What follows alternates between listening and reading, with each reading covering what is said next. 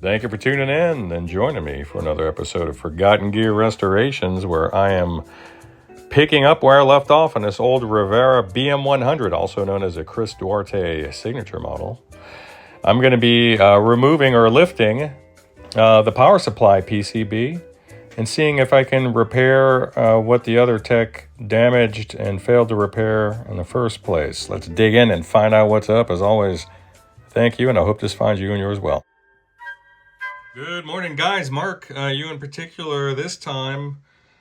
So I'm removing the Poweramp PCB here. The former tech, I can't judge him because I don't know what he was up against, but I could just say that these repairs are not looking so ideal. In particular, the yellow, orange, and red leads here, I had to separate the red one because it had failed. And if that one fails, then you have no negative voltage, and your tubes will run away and burn up. You will blow fuses. But I can't even melt these joints here on the yellow and orange and the red one with my 750 degree Hakko. So I did take a peek under the board, and it looks like the other tech had made some repairs. I'm going to clip these off here, and I'm going to have to run these leads underneath the board if I can't evacuate these joints and make them more structurally sound, because right now they're not. All right, so I'm trying to focus on these leads here.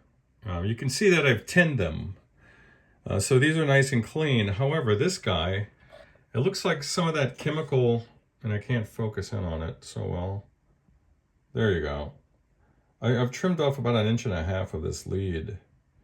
And this chemical has leached up into the jacket here, so I'm just going to remove this altogether and replace this wire, because we want a nice solder joint there that we're not going to have to be concerned about contamination or having an impure joint. So get that done the right way.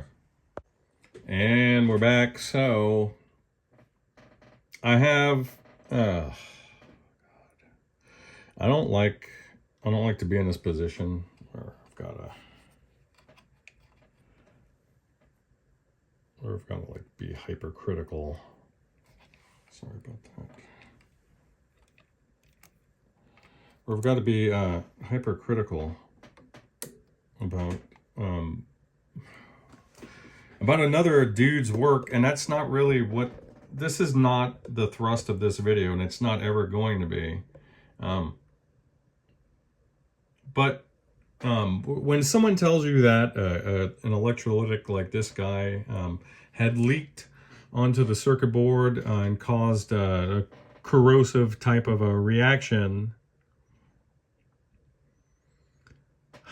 when you hear that, and this is my first time looking under this board, and I'm seeing things for the first time along with you guys. And you could probably see what I'm starting to notice. And I will keep, I think we're okay to keep the light at this level. But this is, it's an ugly repair, and I don't see how it would be possible to have the electrolyte material appear on the opposite side of the board in the absence of any pores or holes, and to have this amount of destruction on these solder pads. And I mean, if you look, something very corrosive was used here to clean up, to clean this up, and it was on this side of the joints that I was unable to evacuate the solder.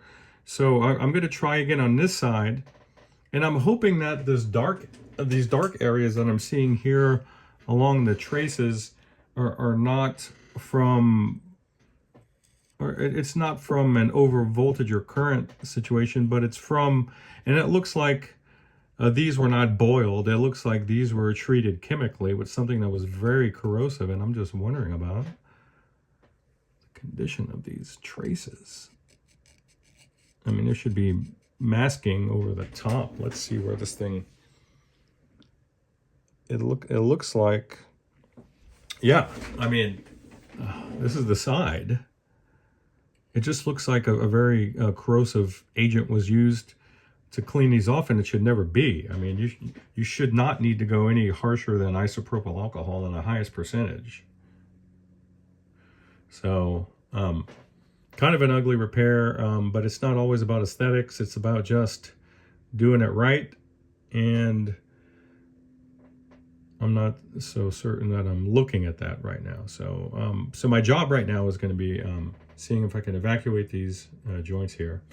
And the reason why this cap here is crooked is because the diameter is a little too large for the position it's in. So if I have something more suitable, I'll go ahead and remove that and substitute it. Bye. All right, so success.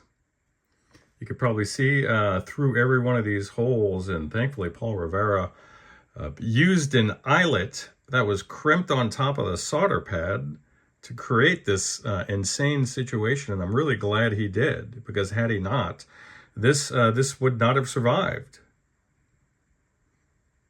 And looking at it now, you can see that I've gotten most of the, let's just call it oxidation or residue off of the surface of the solder pad, not including the eyelet, which is clean now. We're going to make sure that they're still bonded. But I'm going to run the new, the freshly cut leads from that rainbow colored jumper through this, and I may, the jury's still out. I mean, it's going to be soldered here, and then I may expose a little bit of the trace here. And then this is just trace material that was being exposed through the guy either scrubbing or through the action of the chemical that was applied here. So we'll take it. We'll take it one step at a time. As it turns out, these traces are still intact, and there was no need to run these jumpers unless his need was I would say predicated by not being able to remove the chemical from these eyelets. All right, Mark, here we go. That is proper. You got a little white jumper there. Sorry, I didn't have any red. But that's what we got. I was able to remove jumpers from the bottom of this board because there was no need for jumpers in the first place. It seems like the jumpers were put there because he was unable to clean up the residue that was left by that whatever chemical he used to scrub the bottom of the circuit board. And again, I'm not sure why the bottom needed to be scrubbed, because there's no place for any electrolyte to even penetrate because this thing is sealed. So I don't know. Anyway, here we are.